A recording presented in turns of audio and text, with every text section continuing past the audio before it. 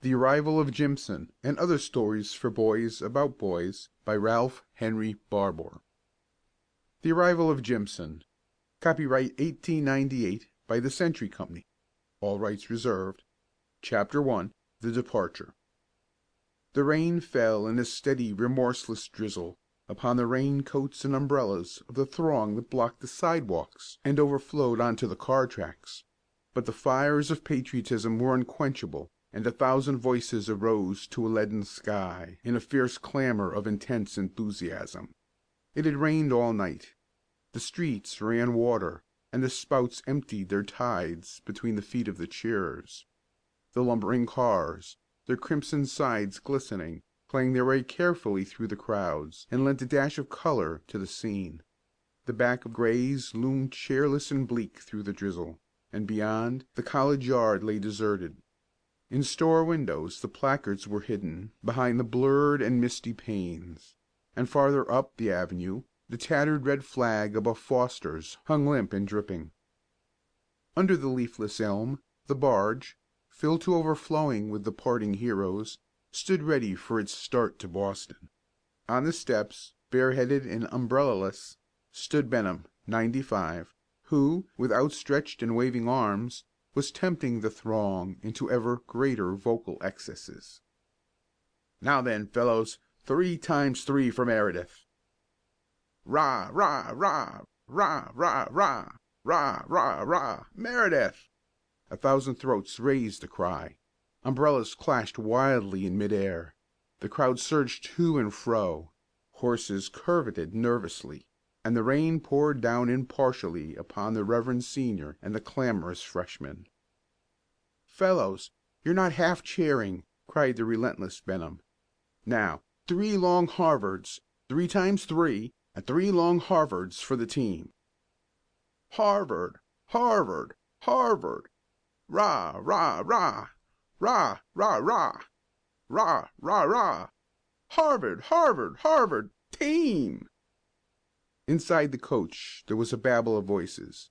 Members of the 11 leaned out and conversed jerkily with friends on the sidewalk. Valises and suitcases were piled high in the aisle and held in the owners' laps. The manager was checking off his list. "Cowper." "Here." "Turner." "All right." "Truesdale." "Hey, oh yes, I'm here." The manager folded the list. Then a penciled line on the margin caught his eye. "Who's Jameson? Jameson here?" "Should be Jimpson," corrected the man next to him, and a low voice called from the far end of the barge. "Here, sir." It sounded so much like the response of a schoolboy to the teacher that the hearers laughed with the mirth begot of tight-stretched nerves. A youth wearing a faded brown ulster, who was between Gates, the big center, and the corner of the coach, grew painfully red in the face, and went into retirement behind the big man's shoulder. "Who is this fellow Jimpson?" queried a man in a yellow mackintosh. "Jimpson? He's a Freshie. Trying for right halfback all fall. I suppose Brad'll took him along, now that Ward's given up, to substitute Sills. They say he's an A1 runner and plucky. He's played some on the second 11. Taunton told me, the other day, that he played great ball at Exeter last year."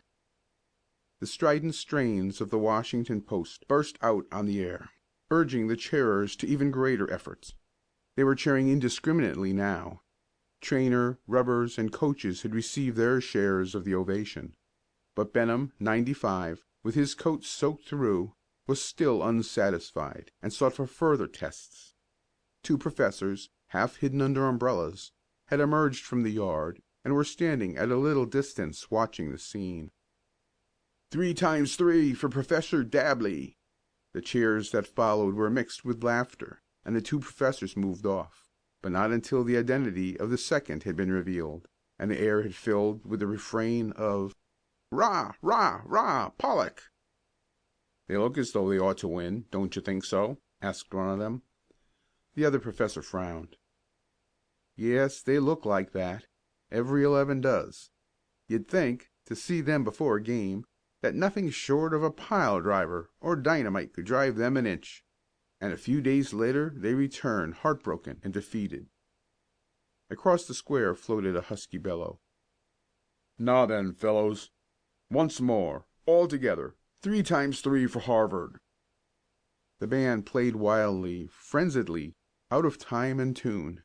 The crowd strained its tired throats for one last farewell slogan. The men in the barge waved their hands. The horses jumped forward. A belated riser in Holyoke threw open a front window and drowsily yelled, "Shut up!" And the Harvard 11 sped on its way up the avenue, and soon became a blur in the gray vista. "Say, Bob, you forgot to cheer Jimpson." The worried youth faced his accuser, struck an attitude indicative of intense despair, and then joyfully seized the opportunity. "Fellows, hold on! 3 times 3 for Jim, who'd you say?" "Jimpson," prompted the friend. 3 times 3 for Jimpson. Now then, all together." "Say, who's Jimpson?" shouted a dozen voices at once. "Don't know, don't care. 3 times 3 for Jimpson." And so that youth, had he but known it, received a cheer, after all. But he didn't know it, at least not until long afterward, when cheers meant so much less to him. Chapter 2. A Letter. New Haven, Connecticut, November 19th. Dear Mother, I can imagine your surprise upon receiving a letter from this place, when your dutiful son is supposed to be grinding in No. 30 College House, Cambridge. And the truth is that the dutiful son is surprised himself. Here am I, with some 35 other chaps, making ready for the big football game with Yale tomorrow. Here's how it happened. Yesterday morning Brattle, he's our captain, came to my room, routed me out of bed, and told me to report to the coaches for morning practice. You know, I've been trying for substitute right halfback. Ward, the regular, sprained his knee in a Dartmouth game, and a few days ago it went lame again. So now Sills has Ward's place, and I'm to substitute Sills. And if he gets laid out, and maybe I ought to hope he won't, I go in and play. What do you think of that? Of course Sills may last the entire game, but they say he has a weak back, only he won't own up to it, and may have to give up after the first half. Gates told me this on the train. Gates is the big center, and weighs 196. He's very kind, and we chummed all the way from Boston. I didn't know any of the fellows, except a few by sight, just enough to nod to, you know.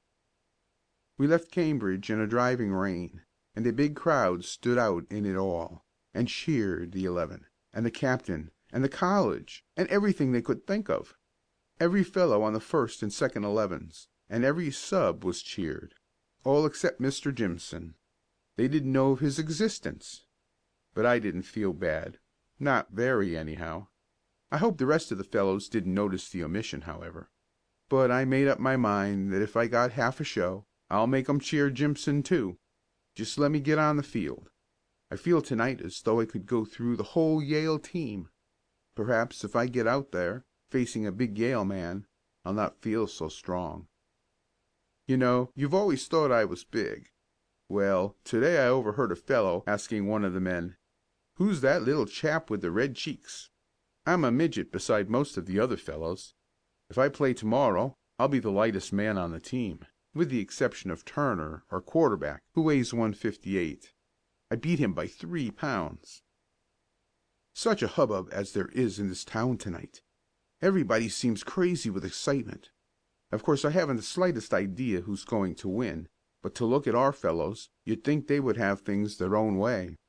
I haven't seen any of the Yale players. We practiced on their field for an hour or so this afternoon, but they didn't show up. There was a big crowd of Yale students looking on. Of course every fellow of us did his very worst, but the spectators didn't say anything, just looked wise. Most of the fellows are terribly nervous tonight. They go around as though they were looking for something, and would cry if they didn't find it soon. And the trainer is the worst of all. Brattle, the captain, is fine, though. He isn't any more nervous than an alligator, and has been sitting still all the evening, talking with a lot of the old graduates about the game. Once he came in the writing room, where I was sitting, and asked what I was doing. When I told him, he smiled. and said to tell you that if anything happened he'd look after my remains himself. Maybe he thought I was nervous. But if I am, I'm not the only one. Gates is writing to his mother, too, at the other table. Give my love to Will and Bess. Tell Will to send my old skates to me. I shall want them. There is fine skating on Fresh Pond, which, by the way, is a lake. We're ordered off to bed. I guess some of us won't sleep very well. I'm rather excited myself, but I guess I'm tired enough to sleep. I'll write again when I get back to college. With bushels of love to all, yours affectionately, Tom. Chapter 3 The Arrival Jimpson sat on the ground and watched with breathless interest two charging, tattered, writhing lines of men.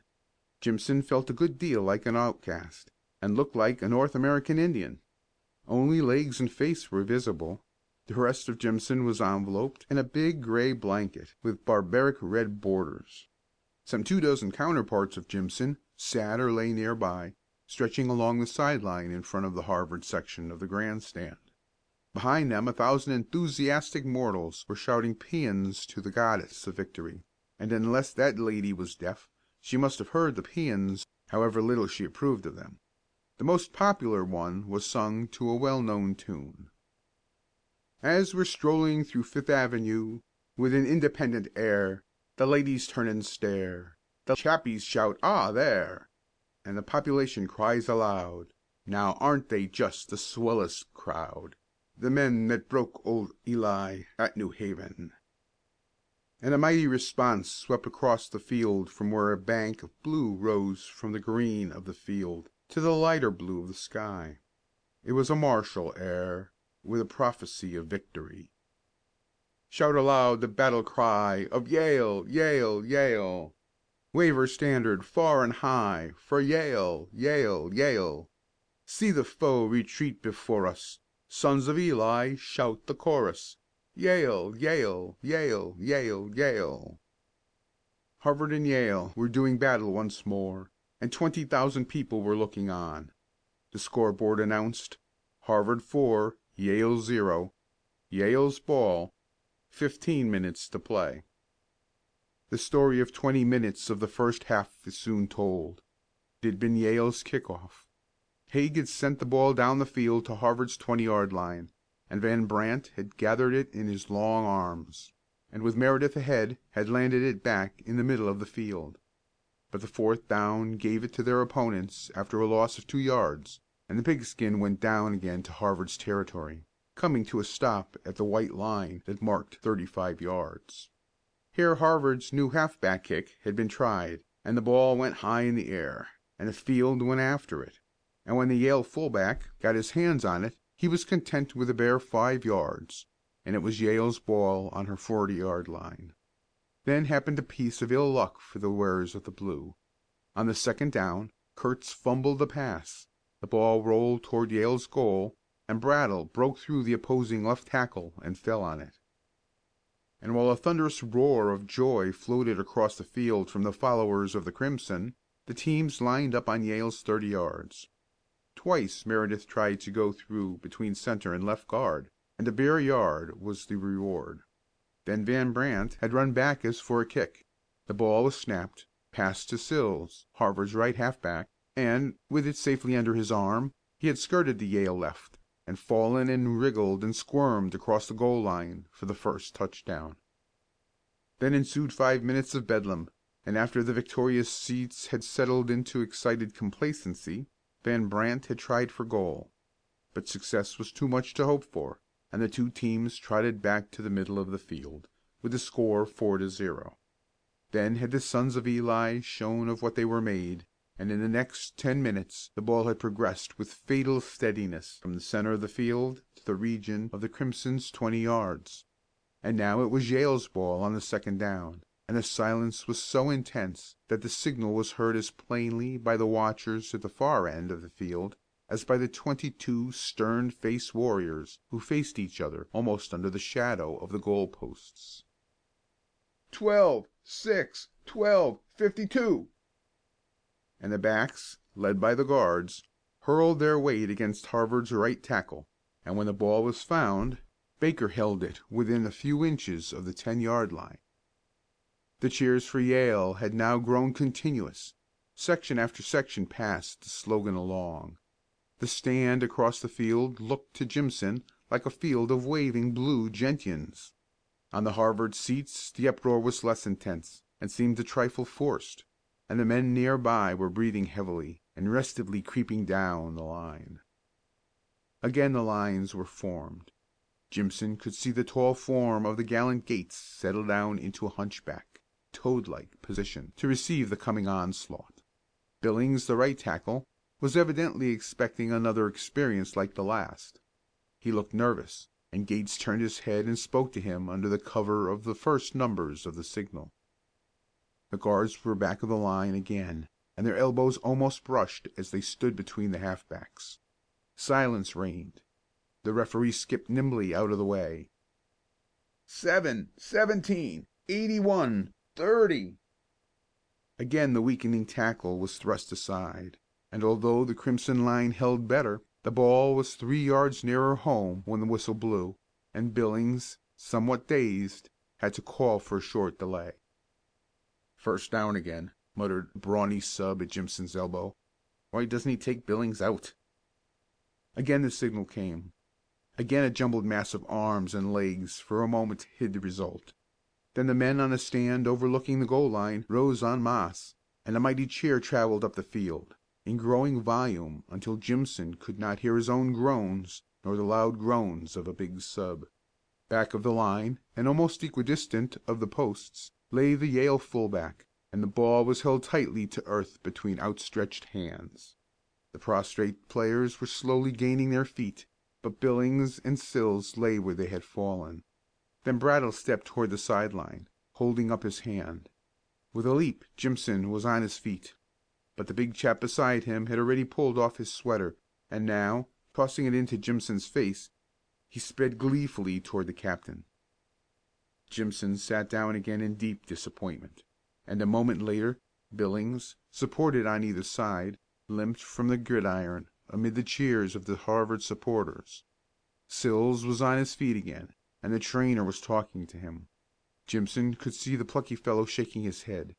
Then, after a moment of indecision, the trainer left him, the whistle sounded, the Crimson team lined up back of the line, and Kurtz was poising the ball for a try at goal.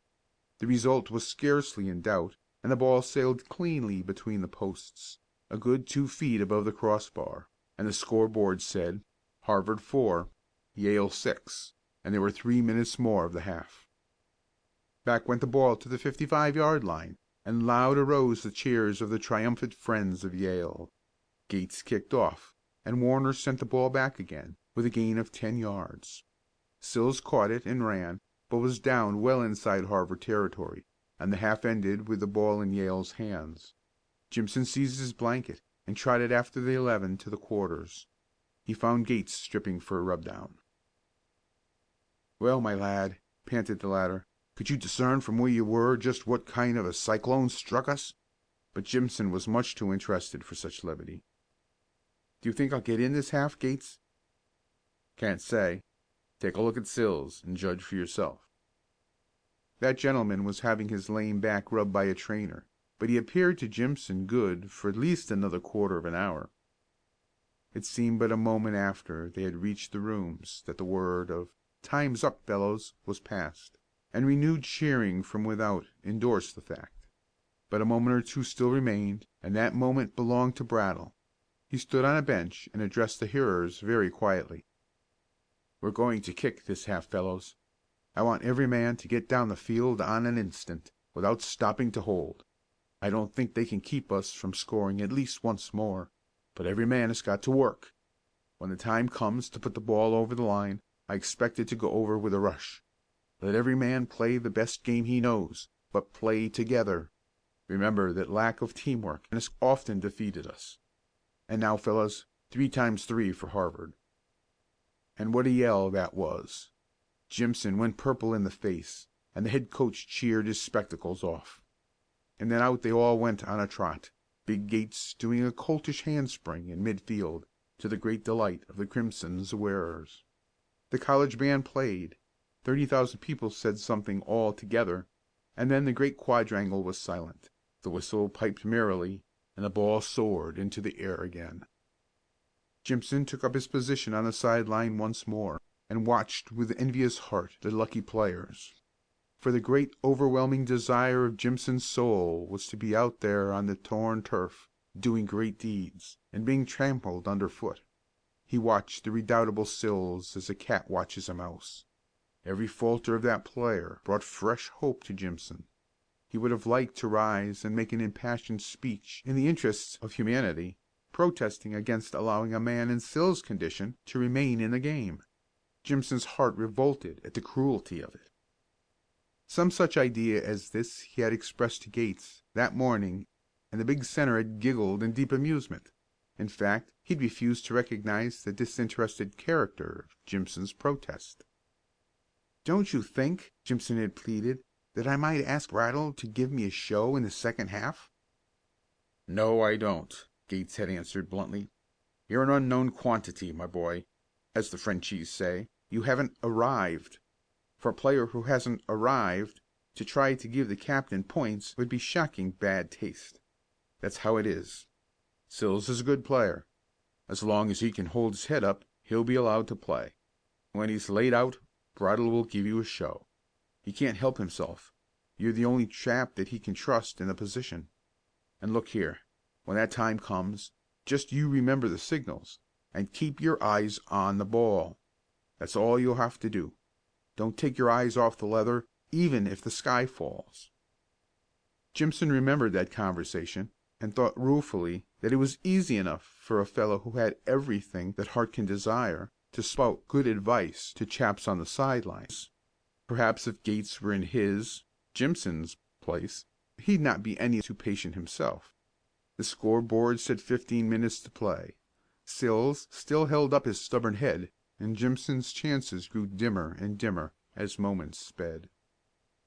Harvard's kicking tactics had netted her long gains time and again, and twice had she reached Yale's 10-yard line, only to be grimly held and hurled back. Yale, on the other hand, had only once reached scoring distance of their opponent's goal, and had been successfully held for downs. Veterans of the game declared enthusiastically, between bets, that it was the snappiest game of the decade, and supporters of Harvard said among themselves that it was beautifully conducive to heart disease. Perhaps never had the two colleges turned out teams so evenly balanced in both offense and defense. The bets had become 1-2 that Harvard doesn't score again. Harvard's quarter had given place to a substitute, and her left guard had retired injured. Yale had fared no better, possibly worse, since her crack fullback had been forced to yield to a somewhat inferior sub. And now the hands on the scoreboard turned again, and only 10 minutes remained. The ball was down near Harvard's 40-yard line, and when it was snapped back, Sills took it for a round-the-end run. But Yale's big left halfback was waiting for him, and the two went to earth together near the sideline, and almost at Jimpson's feet. And then it was that the youth's heart did queer feats inside him, and seemed trying to get out. For Sills lay a while where he had fallen, and when he could walk the doctor had sent him from the field. Brattle beckoned to Jimpson. With trembling fingers Jimpson struggled with his sweater, but had not a neighbor come to his assistance he would never have wriggled out of it before the game was called. Brattle met him, and laying an arm over his shoulder walked him a few paces apart. Jimpson's heart, which had become more normal in action, threatened another invasion of his throat, and he wondered if everybody was looking on. Then he stopped speculating, and listened to what the captain was saying. "We've only 8 minutes to play. The ball has got to go over, Jimpson. I've seen you run, and I believe you can make it if you try. The ball is yours on the second down. Try the right end. Don't be afraid of swinging out into the field. Whatever you do, don't let go of the ball. If Turner puts you through the line, keep your head down, but jump high. Now, go in, and let's see what you can do." He gave Jimpson an encouraging slap on the back that almost precipitated that youth into the quarter, and Jimpson saw the broad backs before him settling down, and heard the labored breathing of the men. 91, 28, 73, 64, 6. Jimpson suddenly found himself pushing the left halfback against the surging wall of tattered blue. Then someone seized him about the waist, and he picked himself up from the ground 8 feet away from the scene of battle. "That's what comes of being so small and light," he growled to himself as he trotted back. But the thirst of battle was in Jimpson's soul, and he marked the Yale end who had treated him so contemptuously. The try between right tackle and end had netted a bare yard, and Jimpson tried to look self-possessed while his back was running with little chills and his throat was dry as dust. The next chance was his, and he waited the signal anxiously, to learn whether the pass was direct or double. The other halfback imperceptibly dropped back a foot. The quarter looked around. The line swayed and heaved. 27, 63, 45, 72, 5. Jimpson leaped forward. The left halfback darted across him. The quarter passed neatly, and, with the Harvard left end beside him, he was sweeping down to the right and into the field. The Yale end went down before the mighty Cowper, and Jimpson, sighting a clear space, sped through. He could feel the field trailing after him, and could hear the sounds of the falling men. Before him in the distance, a little to the left, came the Yale fullback. Almost upon him was the Yale left half, looking big and ugly. But with a final spurt, Van Brant ran even and gave the shoulder to the enemy, and as they went down together, Jimpson leaped free, and running on, knew that at last he was left to shift for himself. Of the foes behind he had no fear. Of the fullback running cautiously down on him he feared everything. But he clutched the ball tighter, and raced on straight as an arrow toward the only player between him and the goal that loomed so far down the field. He heard now the mighty sound of voices cheering him on, saw without looking the crowded stands to the right, and then something whispered of danger from behind, and scarcely daring to do so, lest he trip and fall, glanced hurriedly over his shoulder into the staring eyes of a runner. And now he could hear the other's short, labored gasps. Before him, but a scant 10 yards, was the fullback. Jimpson's mind was made up on the instant. Easing his pace the least bit, he swung abruptly to the left. He well knew the risk he ran, but he judged himself capable of making up the lost ground. As he had thought, the pursuer was little expecting such a deliberate divergence from the course, and as a result he overran, and then turned clumsily, striking for a point between Jimpson and the left goal post. The fullback had noted the change, of course, on the instant, and was now running for about the same intersecting point as the other. The three runners formed a triangle. For the moment the pursuer was out of reckoning, and Jimpson could give all his skill to eluding the fullback, who faced him, ready for a tackle. And here Jimpson's lighter weight stood him in good stead. Clutching the ball tightly, he made a feint to the left, then flung himself quickly to the right. As he did so he spun around. The fullback's hand reached for his canvas jacket, slipped, and found a slight hold upon his trousers, and Jimpson, scarcely recovered from his turn, fell on one knee, the fullback also falling in his effort to hold. At that moment the pursuer reached the spot and sprang toward Jimpson. The shouts had ceased, and 30,000 persons were holding their breath. The next moment a shout of triumph went up, and Jimpson was speeding on toward the Yale goal. For as the last man had thrown himself forward, Jimpson had struggled to his feet, the fullback following, and the two Yale men had crashed together with a shock that left the fullback prostrate upon the turf. The other had regained himself quickly, and had taken up the pursuit, but Jimpson was already almost 10 yards to the good, and although his breath was coming in short, painful gasps, and the white lines seemed rods apart, the goal became nearer and nearer. But the blue-stockinged runner was not done, and the cries of the crimson well-wishers were stilled as the little space between the two runners grew perceptibly less. Jimpson, with his eyes fixed in agony upon the last white line under the goal-posts, struggled on. One ankle had been wrenched in his rapid turn, and it pained frightfully as it took the ground. He could hear the steps of the pursuing foe almost at his heels, and try as he might, he could not cover the ground any faster. His brain reeled, and he thought each moment that he must fall. But the thought of what that touchdown meant, and the recollection of the captain's words nerved him afresh. The goal line was plain before him now, 10 yards only remained. The air was filled with cheers, but to Jimpson everything save that little white line and the sound of the pounding steps behind him was obliterated. Success seemed assured, when a touch on his shoulder made the landscape reel before his eyes. It was not a clutch, just fingers grasping at his smooth jacket, unable as yet to find a hold. The last white line but one passed haltingly, slowly, under his feet. The fingers traveled upward, and suddenly a firm grasp settled upon his shoulder. He tried to swing free, faltered, stumbled, recovered himself with a last supreme effort, and holding the ball at arm's length, threw himself forward, face down. And as the enemy crashed upon him, Jimpson tried hard to gasp, "Down!" but found he couldn't, and then didn't care at all. When he came to, he found a crowd of players about him. Faces almost strange to him were smiling, and the captain was holding his head. His right foot pained frantically, and the doctor and rubbers were busy over him. Was it over?" he asked weakly. "Easy, old chap. Within an inch to spare," replied the lips above. "Listen." Jimpson tried to raise his head, but it felt so funny that he gave up the effort. But despite the woolen sweater bunched up for a pillow, he heard a deep roar that sounded like the breakers on the beach at home. Then he smiled, and fainted once more. But the scoreboard had changed its figures again.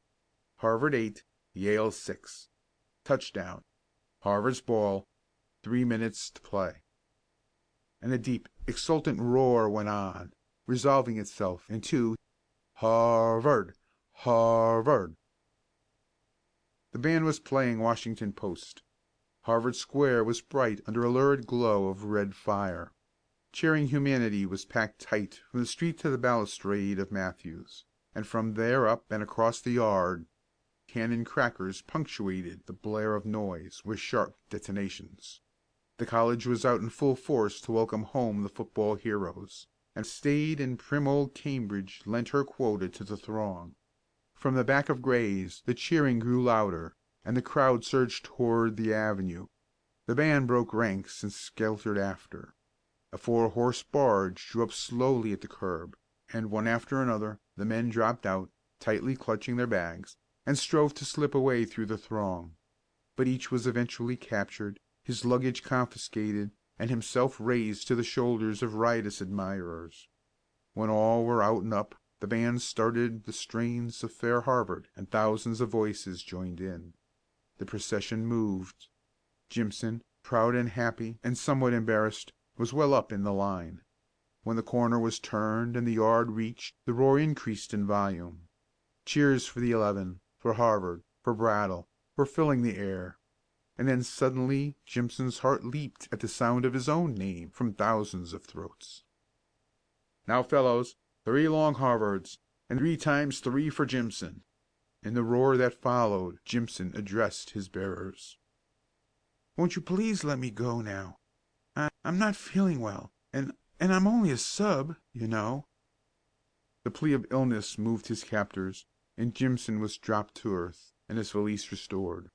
There was no notice taken of him as he slipped stealthily through the outskirts of the throng, and as he reached the corner of Holden Chapel he paused and listened. To the dark heavens arose a prolonged, impatient demand from thousands of Harvard throats. The listener heard, and then fled toward the dark building across the street, and, reaching his room, locked the door behind him. But still he could hear the cries, loudly and impatiently repeated. "We want Jimpson! We want Jimpson! Jimpson!" End of section 1.